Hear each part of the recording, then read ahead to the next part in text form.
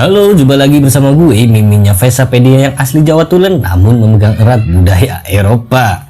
Flashback zaman dulu, ketika anak-anak lain sebelum tidur nyanyiin lagu Nina Bobo, kalau gue minimal Twinkle Twinkle Little Star.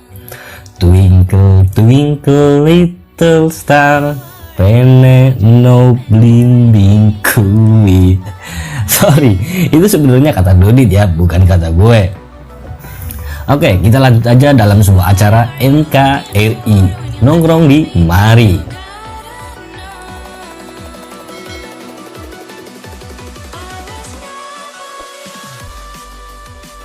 Dikutip dari siwut.com, sudah memasuki tahun kedua pandemi COVID-19 berlangsung di belahan dunia, tapi belum juga terlihat tanda-tanda menunjukkan penurunan yang signifikan. Bahkan sekarang ini di Indonesia sendiri terjadi eskalasi kasus yang terdampak dan terpapar cukup tajam. Sedikit negara yang bisa dikatakan berhasil dalam menangani pandemi saat ini. The Lowy Institute, sebuah lembaga yang berbasis di Sydney, Australia, merilis indeks performa COVID.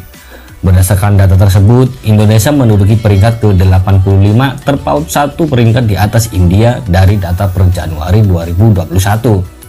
Namun begitu, penanganan terhadap pandemi di Indonesia sempat mengalami penurunan. Berselang beberapa saat data dari Lowy Institute dipublikasikan. Memasuki pertengahan bulan Mei, musim mudik pun tiba. Himbauan pemerintah agar masyarakat tidak mudik kurang dapat apresiasi, bahkan tidak digubris sama sekali. Sampai pada arus balik mudik pun tiba, mulailah terjadi lonjakan gratis penyebaran COVID-19 meningkat secara signifikan.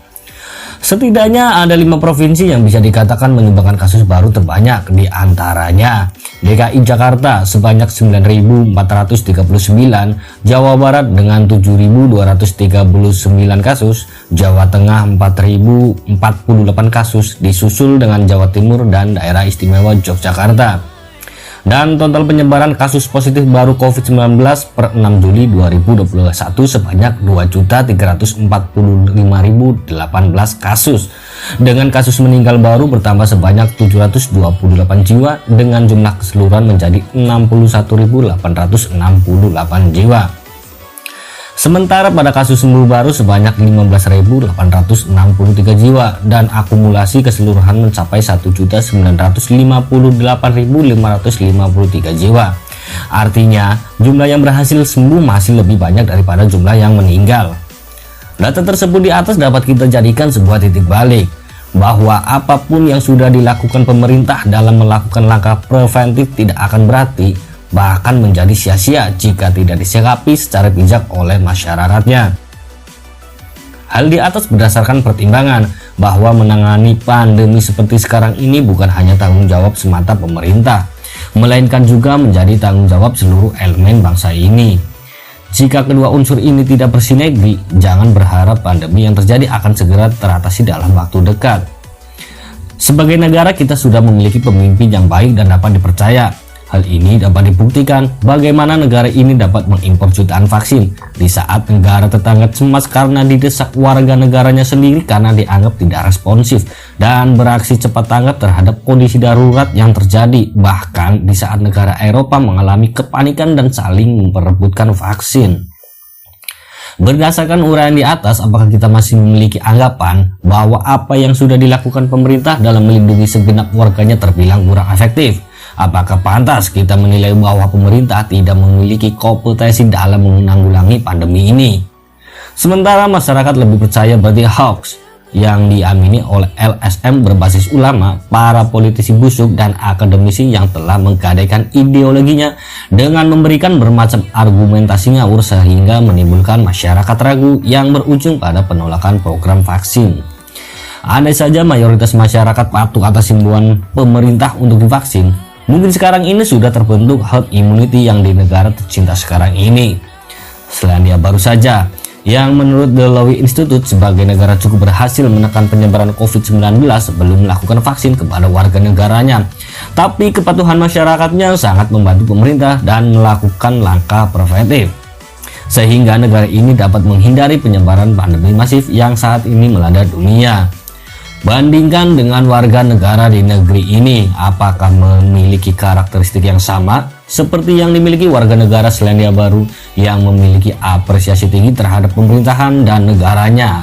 Silahkan dijawab. Lebih menjengkelkan lagi mentalitas masyarakat kita yang seperti daun kering, mudah terbakar oleh provokasi yang sama sekali tidak memberikan solusi yang tengah melanda negeri ini. Dan lucunya, ketika persoalan bertambah krusial, dengan entengnya mereka menuduh pemerintah telah gagal menghadapi persoalan bangsa. Padahal semua bermula dari keengganan masyarakat kita sendiri yang susah diatur. Sungguh mentalitas yang menjijikkan. Terlebih pada gerakan demo yang menolak PPKM, dan dalam kesempatan ini Mimin memberikan aspirasi yang tinggi terhadap aparatur pemerintah, terutama pihak kepolisian yang berhasil mengamankan beberapa orang yang diduga kuat sebagai provokator, di mana berhasil diamankan senjata api dan narkoba dari tangan mereka. Mimin berharap tidak berhenti sampai di sini, karena beberapa orang yang terindikasi sebagai anasir dari gerakan inkonstitusional yang berusaha makar untuk melengsarkan pemerintahan yang sah sudah tersebar luas identitasnya di medsos. Semoga penyidikan dan penyelidikan yang dilakukan pihak kepolisian dapat menemukan siapa yang menjadi aktor intelektual dan penyandang dana di belakang aksi ini semua. Damailah negeriku. Terima kasih yang sudah menonton. Terima kasih pula pada semua kru siworld.com, kru Cokro TV, dan 2045 TV yang telah menginspirasi saya dan banyak orang di luar sana. Mohon pamit, jangan lupa klik tombol subscribe-nya, like, komen dengan bincang, serta share ke medsos kalian. Wassalam.